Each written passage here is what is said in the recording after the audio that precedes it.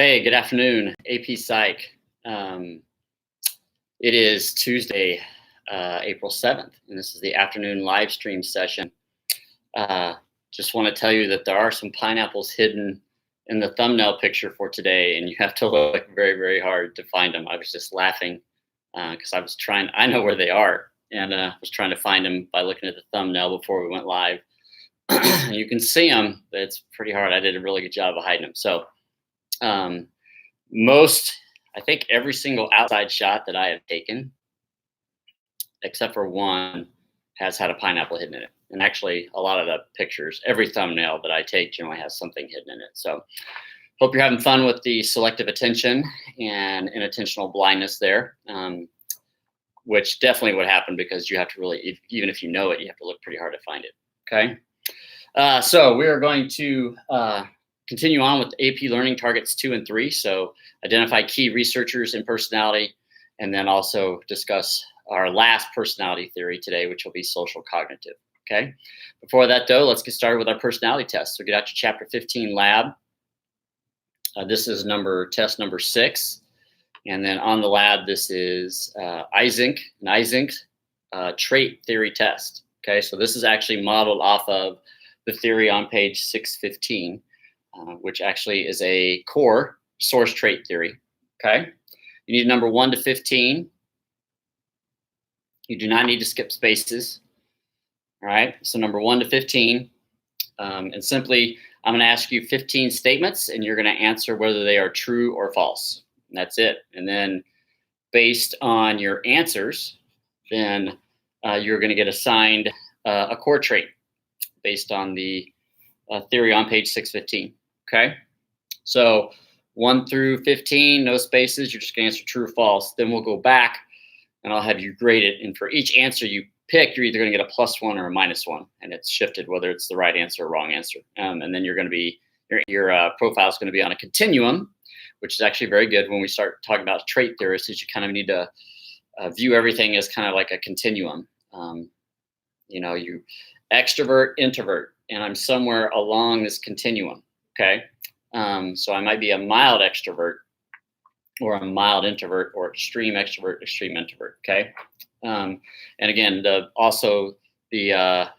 Big 5 personality factor in your book shows that as well, shows that continuum there of traits. Okay. So this one's on page 615, and it has 2 continuums that intersect like a bullseye. And then basically where you rank on 2 core traits puts you in a piece of the pie. Okay. All right, so 1 to 15, true, false. Number 1, I prefer my room clean. Okay, and not what it is now, just what do you prefer? Number 2, I am comfortable with exceeding the speed limit. True or false? Number 3, I study regularly.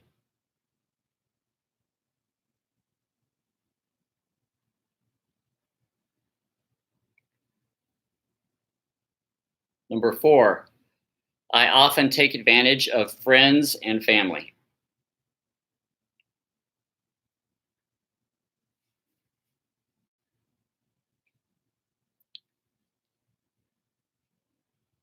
Number 5, I frequently ask questions in uncomfortable situations and uncomfortable silence.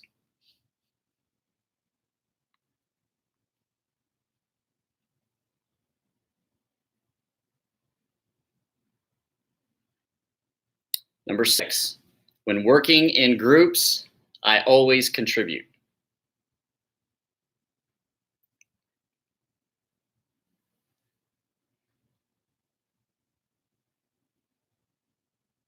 Number 7, I do not get nervous before important events.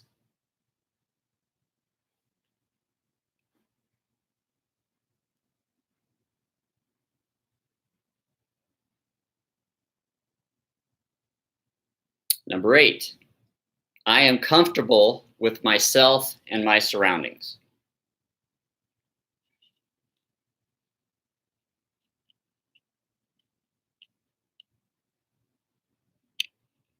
Number 9, I often wish I could change one thing or change something about myself.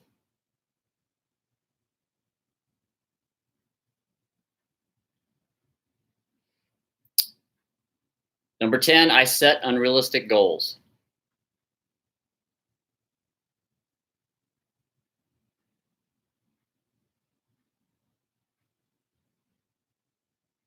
Number 11, I prefer sticking to a routine.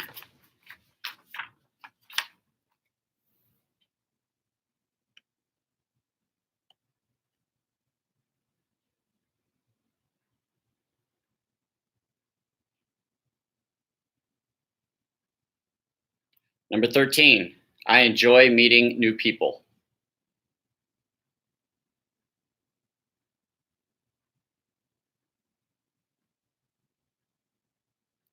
Number 14, I would rather spend time at home than out with friends.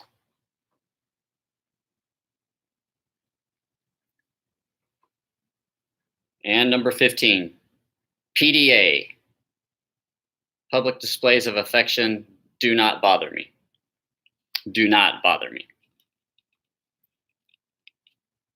Okay. Do I need to repeat anyone? Did anybody come late? We're good, just in case. Number 1 is I prefer my room clean. True, false. Number 2 is I am comfortable with exceeding the speed limit. True, false.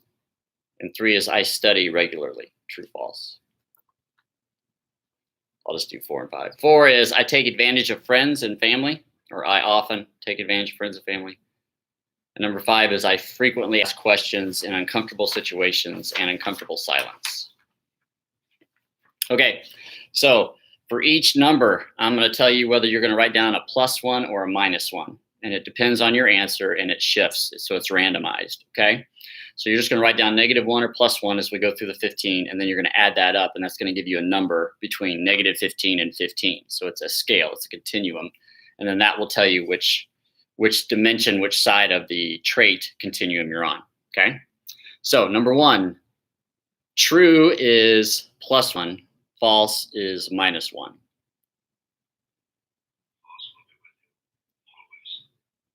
Oh, Maddie, sorry. Number 12.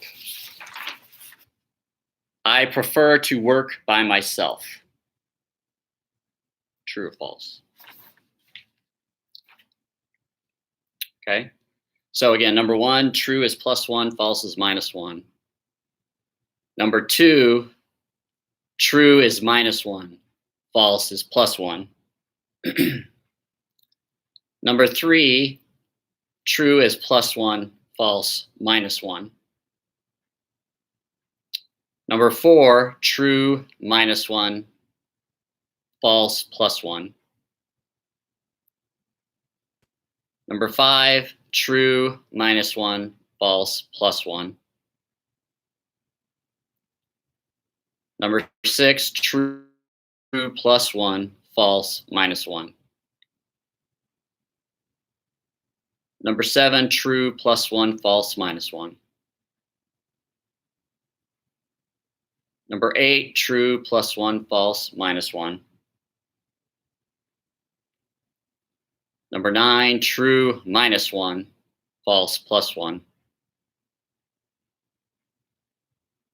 10, true is +1, false -1.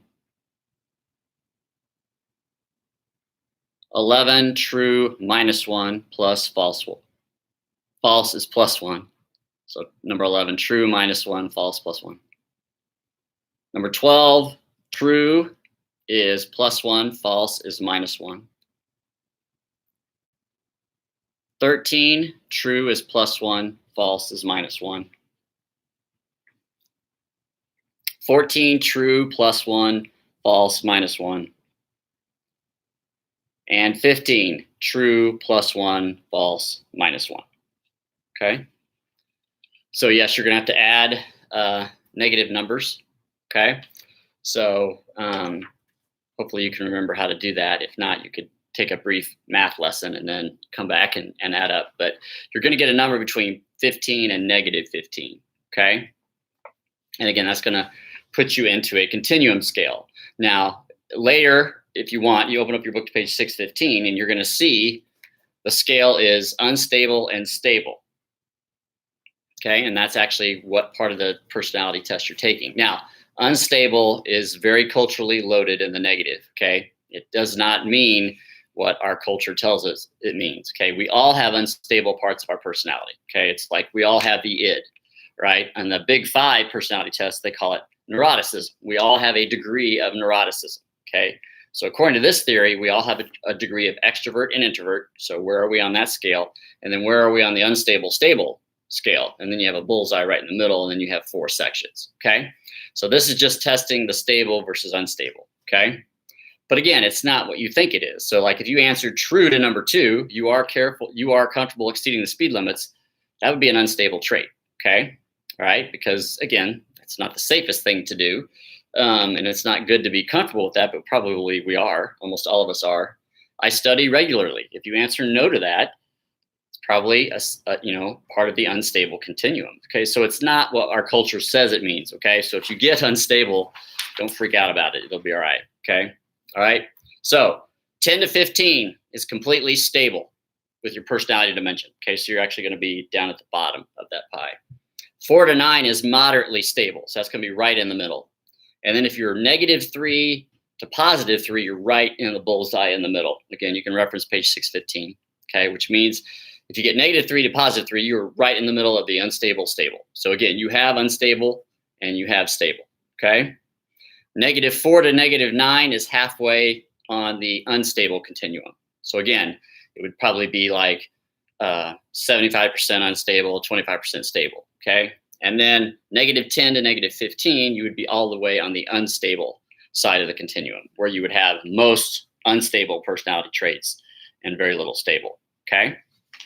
But again, unstable is not what we think it is normally, okay? So it could be anything like careless traits, impatient traits, reckless traits. I mean, so, we all have aspects of that in our personality. So that's one of the big things that personality theory has to overcome, which we'll talk about when I have my family come in and discuss their personality test results, is just the culturally loaded, the culturally biased or informed restraints, norms, stereotypes that we put on personality traits. So our culture values personality traits, and probably unstable would not be one, nor would neuroticism. But you know what? In reality, when we look at core and trait theory, we all have dimensions of that a part of our personality. Okay, nobody's personality is just totally loaded with positive traits. Humanists would disagree with that. So would Freud. Okay, and so would behavioral, because our environment isn't just this perfect, beautiful, positive place. Okay, so no theory, including trait theory, is going to tell us that our personality is just full of good stuff. We all have unstable, a dimension of unstableness and a dimension of neuroticism. Okay, depending on which trait test you take. All right. Okay, so last theory, okay, so this is number 5. Okay, this is our social cognitive theory, all right? Now, this is on page 623 to 629, okay? Now, the important historical person associated with this you already have in your AP notebook, and that's Albert Bandura from chapter 8, Learning, okay? Famous Bobo doll experiment, okay, remember? So he filmed a model beating up a Bobo doll, had children watch it, and then they went in the playroom with the Bobo doll. And so it was a study on observational learning, imitation, and modeling, okay? And that's based on social learning theory, is actually what it was called in chapter 8, okay? So they kind of do a switch up on you here in chapter 15. So first thing important to know, that social cognitive, social learning, and behavioral cognitive are all basically the same perspective, okay? The same theory, all right? Now, I defined it in the way that I think of it the best in chapter 8 was behavioral cognitive, okay? So it's basically a combination of cognitive factors and behavioral factors, okay, that influence our behavior, our learning, and our personality. So I think that's a good way to remember it. So in all of these 3, or these 2, we're basically saying the environment and cognitive factors influence my personality, my learning, and my behavior, okay? So social cognitive, which is actually what it's called in your AP learning targets and on page 623. In chapter 8, it was called social learning because it was focusing on how we learn. right? And also the easy way to remember the definition is it's a combination of behavioral perspective and cognitive perspective, okay? Those two meet and interact with each other to give me learning, behavior, and personality. Now, Albert Bandura is the name you need. And again, you already have him in your AP notebook, right? So he is the founder of the social learning, social cognitive theory. So Bandura was very heavily convinced, even way back from the Bobo doll experiment in the 1960s, that environmental factors interact with my cognitive processes to create learning, behavior, and personality. All right. So it's kind of like, depending on what context you're referring to the theory, the name kind of changes, which is kind of one of those confusing things in psychology. Okay. All right. Now, the key term, AP test takers, you will see this on the AP test most likely. All right. This is a big kind of culture psychology term, if you will. It's a big one. And most people, when they refer to Bandura, refer to this term, which is called reciprocal determinism. All right. And this is on page 623 and 624. 623, it's defined. And 624, they give you this nice diagram here as a definition and explanation, which I definitely like. Okay, so reciprocal determinism is basically an interaction of your cognitive factors, environmental factors, and behavioral factors. And all three of those have a reciprocal relationship and impact and influence my behavior, my personality, and my learning. Okay? So it's just like when we talked about language and thought in chapter 10 had a reciprocal relationship. Language influences thought, thought influences language. Okay, it's the same thing. Okay, it can go either direction here. Okay, but these three factors combine and interact with each other to influence my personality. All right, so my personality originates and comes from cognitive factors, environmental factors, and my behavioral factors. So I think the easiest way is that it's cognitive, environment, and me. All right, so it's my interaction with my environment and my cognitive processes that give me my personality. All right, and that's where it comes from. Now, a great example of this, a very complex example of this, is birth order theory. And this is one of those areas which, if we were in class together, we would have a whole bunch of fun together. I have 2 other research articles on it that actually get much more specific into birth order than here. But what I do is, if you noticed, yesterday's test, the humanistic trait rating test, I basically picked traits from 3 of the different types of birth orders to see how you would rate yourself. All right. And they're the more of the positive beneficial traits, if you will, associated with the 3 categories. Now, if you are fascinated with birth order theory after this video, then I encourage you to research it more, because this is definitely a pretty general kind of just overview of the birth order theory. It gets much more complex than this, and I'll talk about that. But this is just, I needed 3 categories to give you for your humanistic rating test. So that's what I did. So I picked 5 traits from firstborn, 5 from middleborn, which could be 2 to 8 if you have 9 children, and then from the lastborn or the youngest. Okay, I picked 5.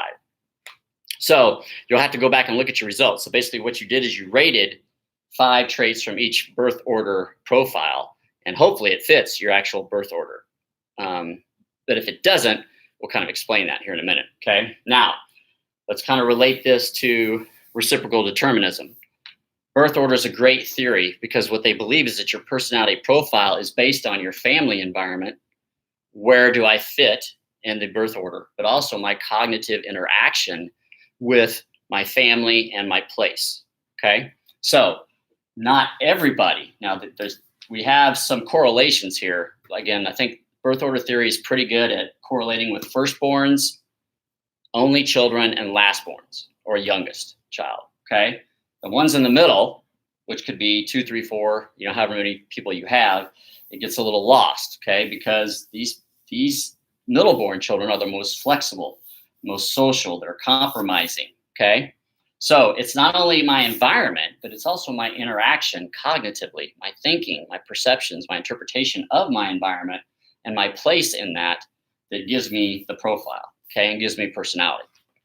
So I think all of us, I've asked this question before, if you have siblings, you're raised in the same household by the same parents, but do you believe that your environment is the same or different? And most of you agree that it's different.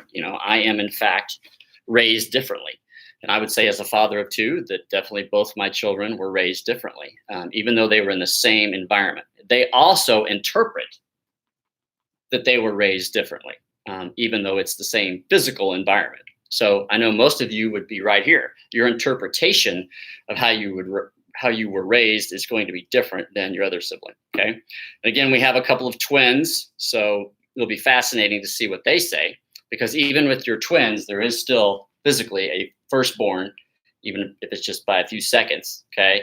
And then, but again, Mackenzie and Michaela are here because Abby is here. And I think Abby does exhibit firstborn traits pretty well. Okay. So, but it'd be interesting to see between those two, same environment, they're twins, but they have different personalities, and they're going to align to a different birth order based on this.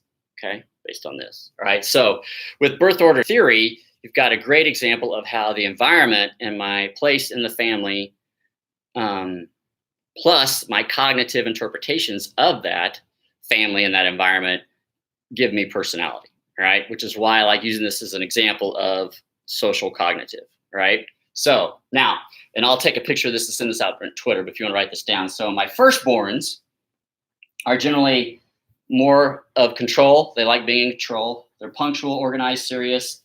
They have a lot of motivation academically, professionally, reliable, and are planners. Most of the students in my AP Psych classes are firstborn students. Okay. I actually did a study, I think, with college level classes. Most students who take it are firstborn. Okay. So they're generally our high achieving group. All right.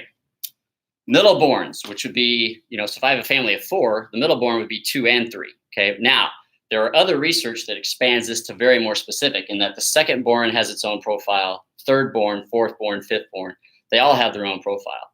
Okay. So this is kind of pretty generalized here, but our middleborns are loyal, competitive, flexible, social, master of compromise and cooperation, and peacemakers. Okay. They don't get riled up about much. And then our lastborns, or our youngest, are more tolerant and accepting, personable. These are good with people, easygoing, spontaneous, caring, affectionate, and understanding. Okay, I'll kind of move this up here if you want to see it closer.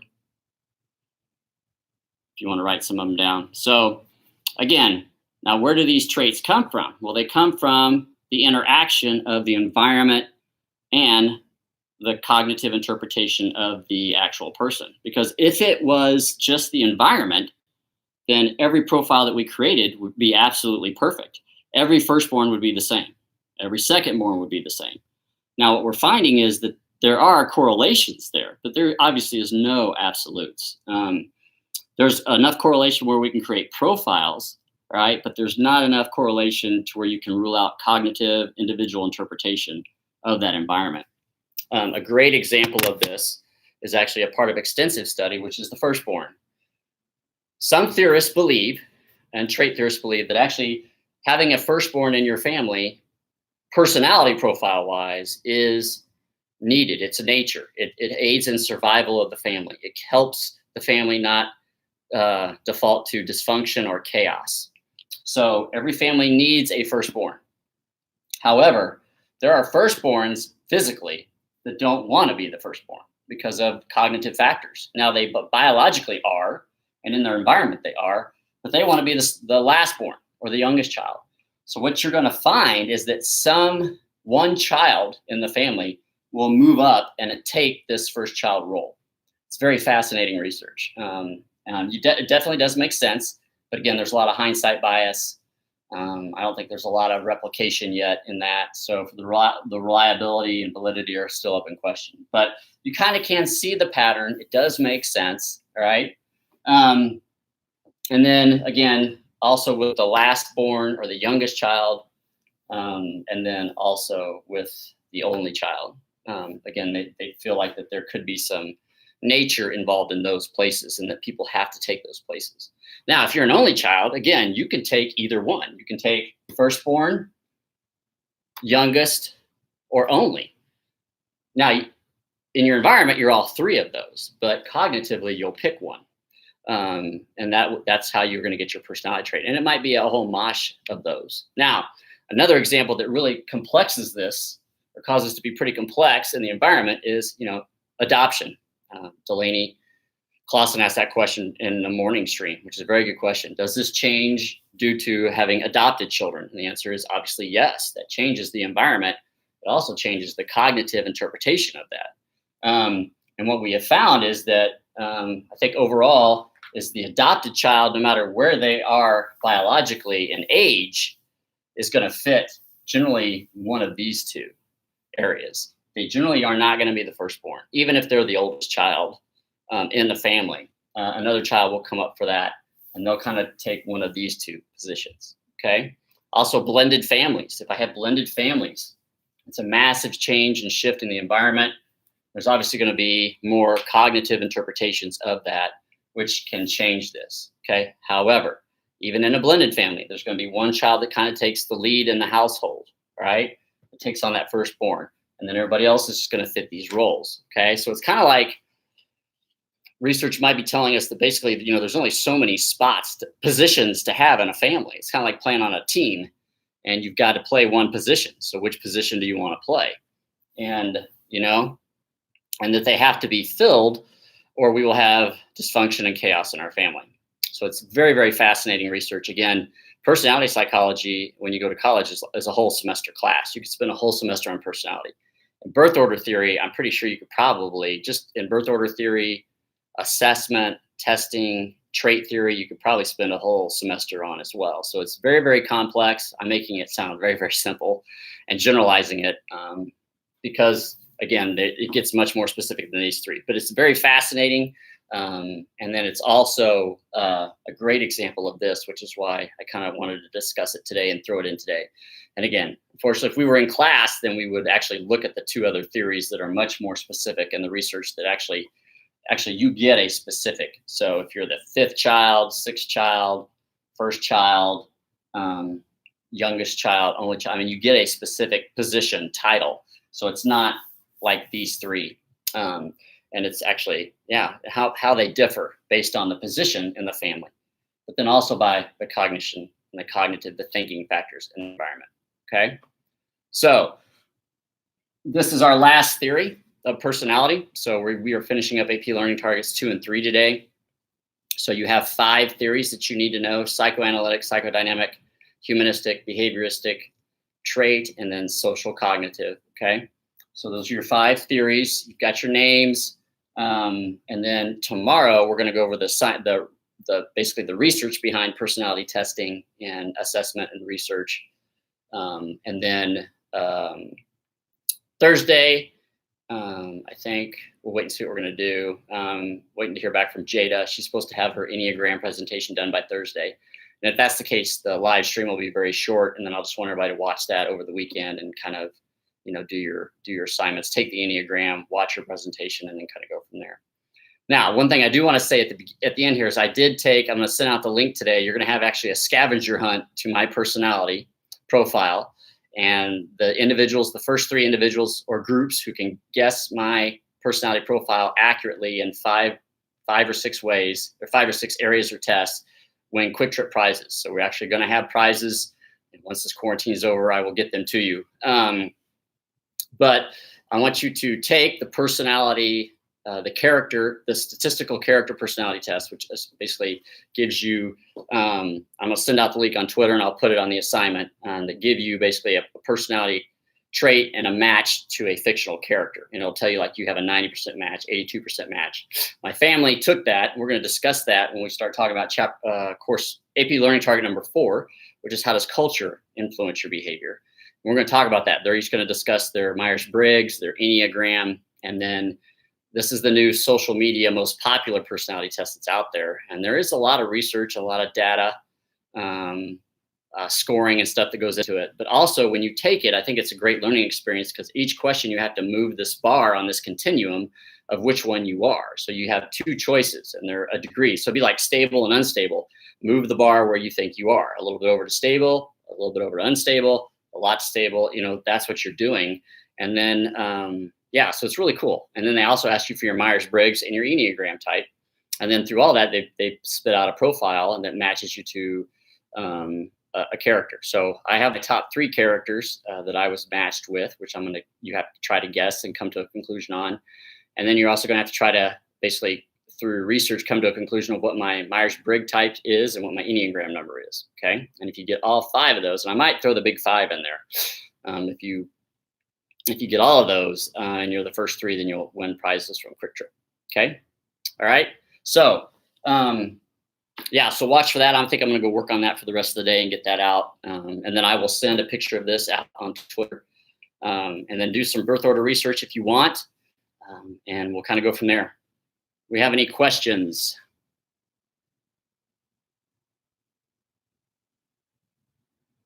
Any questions on content?